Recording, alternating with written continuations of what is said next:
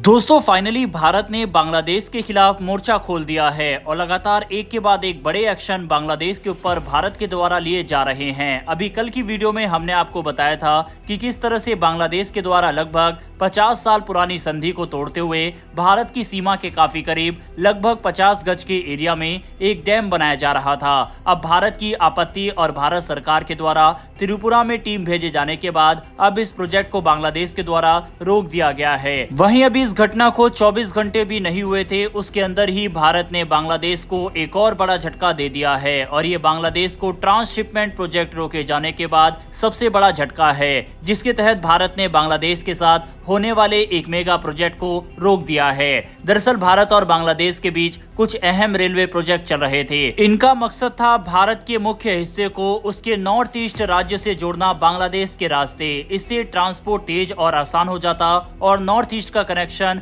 पूरे देश से बेहतर हो जाता। लेकिन अब बांग्लादेश में राजनीतिक हालात बिगड़ते जा रहे हैं, वहां अशांति बढ़ रही है और काम कर रहे मजदूरों की सुरक्षा पर भी खतरा है। इन्हीं कारणों से भारत सरकार ने 3 बड़े रेलवे प्रोजेक्ट को रोक दिया है। हाल ही में मोहम्मद यूनिस के द्वारा ये कहा गया था कि भारत के नॉर्थ ईस्ट के राज्य बांग्लादेश के बिना कुछ भी नहीं है, हम इनके लिए गेटवे की भूमिका निभाते हैं। साथ ही इन राज्यों के लिए एक गार्जियन की भूमिका बांग्लादेश निभा रहा है। इतना ही नहीं, मोहम्मद यूनिस ने तो यह तक कह दिया था कि इस एरिया में अब चीन को भी दखलंदाजी करनी चाहिए, जिससे भारत काफी ज्यादा भड़क गया था और इसी के बाद ही भारत ने बांग्लादेश को दी जाने वाली ट्रांसशिपमेंट फैसिलिटी को रोक दिया था।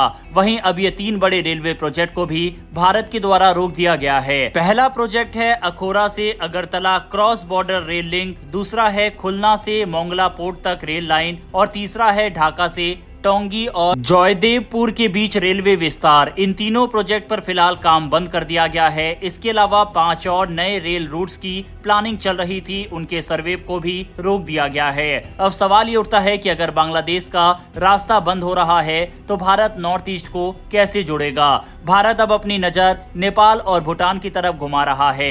नेपाल के साथ पहले से रेल एग्रीमेंट है और भूटान भी भारत के नॉर्थ ईस्ट के काफी करीब है, तो अब भारत इन दोनों देशों के रास्ते रेलवे कॉरिडोर बनाने की सोच रहा है। हालांकि ये रास्ते थोड़े मुश्किल और लंबे हैं, लेकिन बांग्लादेश की तुलना में ज्यादा सुरक्षित और स्थिर है। साथ ही भारत अब अपने देश के अंदर भी इंफ्रास्ट्रक्चर पर जोर दे रहा है। यूपी और बिहार के कई रेल रूट्स को डबल किया क्वाड ट्रैक में बदला जा रहा है। इनका सीधा कनेक्शन सिलीगुड़ी कॉरिडोर से होगा, जिसे चिकन नेक भी कहा जाता है।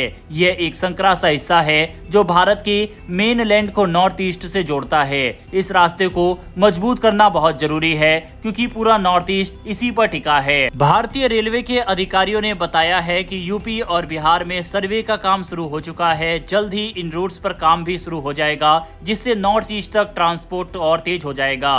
भारत की कोशिश यही है कि नॉर्थ ईस्ट राज्यों को देश के बाकी हिस्सों से बेहतर, तेज और सुरक्षित तरीके से जोड़ा जाए। बांग्लादेश में स्थिति ठीक नहीं है, तो भारत अब नेपाल, भूटान और अपने आंतरिक रास्तों को मजबूत करने में लग गया है। पिछले 4 से 5 दिनों में भारत और बांग्लादेश के रिश्तों में काफी ज्यादा कड़वाहट देखने को मिली, फिर चाहे उसमें भारत के द्वारा बांग्लादेश के अंदर हुए हिंदू लीडर की किलिंग पर खरी खोटी सुनाना हो, बांग्लादेश के साथ ट्रांसशिपमेंट फैसिलिटी को बंद करना हो, बांग्लादेश के व्यापारियों को झटका देते हुए येन की सप्लाई बांग्लादेश को रोकी जानी हो, जिसकी वजह से बांग्लादेश की सबसे बड़ी इंडस्ट्री यानी कि गारमेंट इंडस्ट्री को बड़ा झटका लगना हो, क्योंकि बांग्लादेश की गारमेंट इंडस्ट्री भारत से रॉ मटेरियल के भरोसे ही रहती थी और अगर भारत का रॉ मटेरियल बांग्लादेश की इंडस्ट्री को नहीं मिले तो बांग्लादेश को काफी घाटा होगा। इससे बांग्लादेश के गारमेंट की न सिर्फ क्वालिटी कॉम्प्रोमाइज होगी, बल्कि कीमत भी काफी ज्यादा बढ़ेगी। भारत सस्ते में बांग्लादेश को रॉ मटेरियल येन और कॉटन प्रोवाइड करता था, लेकिन अब इसकी भी सप्लाई रोक दी गई है। वहीं अब रेलवे प्रोजेक्ट को रोके जाने से बांग्लादेश को और बड़ा झटका लगा है। भारत की केंद्र सरकार देर से ही सही, लेकिन अब बांग्लादेश के खिलाफ उचित कदम लेना शुरू कर चुकी है। भारत ने बांग्लादेश को काफी मौका दिया